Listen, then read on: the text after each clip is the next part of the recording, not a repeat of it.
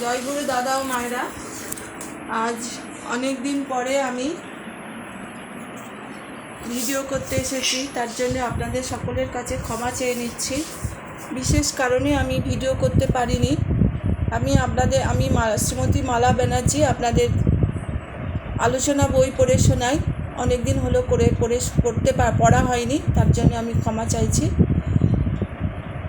আর এখন শ্রাবণ মাসের বড়মার শ্রী পরমারাধ্যা জগৎ জননী শ্রী বড়মার জন্মমাস চলছে। আজকে আমি একটা ভিডিও করছি। আজকে এই আলোচনা বই হচ্ছে, এটা 1430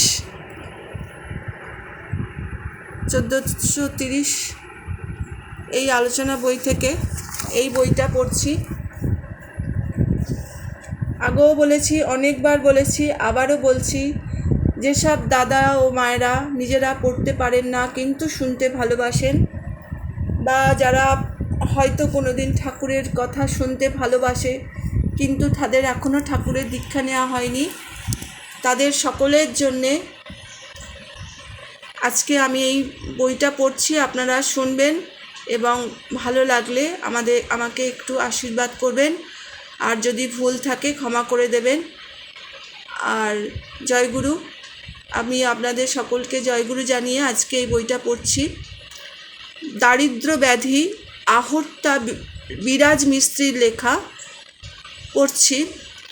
প্রফুল্লদা, আমি করণীয় যা নিয়মিত করে যাই, কিন্তু অভাবের চিন্তাটা ছাড়তে পারি না। তবে জানি পরম পিতার দয়ায় না খেয়ে মরব না।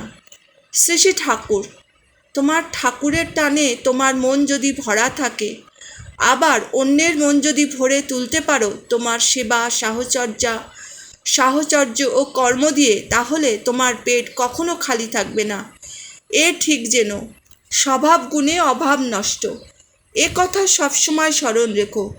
না করে ফাঁকি ঝুঁকি দিয়ে যদি কিছু পাও, তাতে কিন্তু অভাব খুঁজবে না। স্বভাবে দৈন্য থাকলে অভাববোধ ক্রমাগত বেড়ে চলবে। তাই যতই পাও অভাব ছাড়বে না। আবার তোমার স্বভাব যদি সমৃদ্ধ হয়ে ওঠে, সেই স্বভাবই তোমাকে সৎক্রিয় ও সুখী করে তুলবে। তোমার চলনই হয়ে উঠবে আর্থিক ও মানসিক সম্পদের জনয়িতা। অভাব অভিযোগ কিছু থাকলেও সেই চিন্তায় মগ্ন হয়ে থাকবার অবকাশ থাকবে না। আবার আদর্শের জন্য, কৃষ্টির জন্য কষ্টও যদি সইতে হয় তোমাকে, সেই কষ্টও তোমার কাছে কত সুখকর মনে হবে। যা কও মনি, ভালোবাসাই একমাত্র মাল, যা মানুষকে খাওয়ায়, পড়ায়, উৎসাহ উদ্দীপনায় পাগল করে রাখে। আলোচনা প্রসঙ্গ 2, পৃষ্ঠা সংখ্যা 164। শ্রী ঠাকুর একবার তামাক খেলেন। একটি দাদা এসে তার অভাবের কথা জানালেন। শ্রী ঠাকুর তাকে বললেন, দেখ, অভাব হলেই যে আমার কাছে এসে হাত পাতিস ও কিন্তু ভালো না। তাছাড়া মিতব্যয়িতা জিনিসটা শিখতে হয়। তোর যা সংসার, তাতে তুই যা পাস, তাতে তোর কষ্ট হবার কথা নয়, অথচ নিত্যই তুই অভাবে পড়িস। তার মানে তোর চলনায় গোল আছে। আর অভাব যদি হয়ই, পরিবেশের জন্য এতখানি করা লাগে যাতে পরিবেশ থেকে আহরণ করে নিতে পারিস। অবশ্য পাবার বুদ্ধি থেকে করা ভালো না, স্বভাবটাকেই সেবা বুদ্ধি সম্পন্ন করে তুলতে হয়, তাহলে আর কষ্ট থাকে না। আমি তো টাকার পরোয়া করি না, আর টাকার মানুষও আমি মানি না। আমি মানুষ আমার, তাই আমার যারা, তাদের যা আছে তা আমারই নিজস্ব সম্পদ বলে মনে করি। আমি ভাবি কেমন করে তোদের দক্ষ করে তুলতে পারি, উচ্ছল করে তুলতে পারি, নইলে আমি যে নিঃস্ব হয়ে রইলাম। তোরা কেউ যদি হীন সামর্থ্য হয়ে থাকিস, তাহলে আমার কাছে সেটা বড় অপমানজনক লাগে।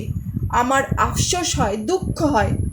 অনেক সময় নিজের গায়ের মাংস নিজের কামড়ে তুলে ফেলতে ইচ্ছা করে। শ্রী ঠাকুরের চোখে মুখে একটা তীব্র বেদনার চিহ্ন ফুটে উঠল। মাঝে মাঝে মনে হয় তোদের চাপকে ঠিক করি। পথ পেলি, বুঝলি, শুনলি, অথচ চললি না, করলি না। এ দুঃখ আমি রাখবো কোথায়? এক আধজন শুধু কথার সাগর হয়ে থাকলি, চরিত্র গঠন করলি না। ও কথা তোদের পোছে কে রে? তুই কই? আর শয়তান তাই কই আর শয়তানি করিস না, মানুষ হ। দেখে আমার প্রাণ জুড়ুক। দেখ, জন্মে অবধি আমি আর কিছু চাইনি। আমি কেবল চেয়েছি প্রত্যেককেই যেন বড় করে তুলতে পারি, প্রত্যেককেই যেন সার্থক জন্ম করে তুলতে পারি। তোরা এক একজন অন্তরে বাইরে রাজেশ্বরের মতো সুখী হ, তাতেই আমার সুখ। তোরা নিজেরাও সুখে হলি না, আমাকেও সুখ পেতে দিলি না। আমার ভাগ্যই খারাপ। শরৎদা কাছে যে মাটিতে বসলেন, বসার পর কাজ কর্ম সম্পর্কে কথা উঠল। টাকার অভাবে খুলনার সৎসঙ্গ ভবন উঠে গেছে, সেই সম্পর্কে কথা উঠল। জয়গুরু, আজকে এই পর্যন্ত পড়লাম। ঠাকুরের একটা বাণী পড়ে আজকের আলোচনা, আজকে অনেক দিন পরে পড়ছি তো আজকে ছোট্ট করে পড়লাম। আশা করি আপনাদের সকলের ভালো লাগবে।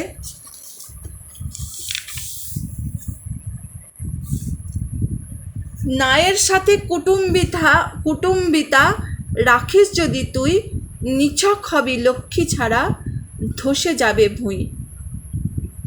টাকার কথায় বেপরোয়া, চালে বিরাট ধনী, উপার্জনে ফক্কাবাজি, প্রতারণার খনি। কর্ম ধরে যে যেমন, সংস্কারী ঝোঁক তার কেমন, সংস্কারী ঝোঁক তার তেমন। কর্ম করে ভাটায় বয়, পাওয়ার ঝোঁক কর্মে নয়। জয়গুরু। পরম প্রেমময় ভগবান যুগবতা শ্রী শ্রী ঠাকুরের রাতুল চরণে প্রণাম জানাই। শ্রী শ্রী বর্মার রাতুল চরণে প্রণাম জানাই। পরম পূজ্যপাদ শ্রী শ্রী বর্দার চরণে প্রণাম জানাই। বর্তমান আচার্যদেব শ্রী শ্রী দাদার রাতুল চরণে প্রণাম জানিয়ে আজকের মতন আলোচনা পড়া শেষ করলাম। জয়গুরু।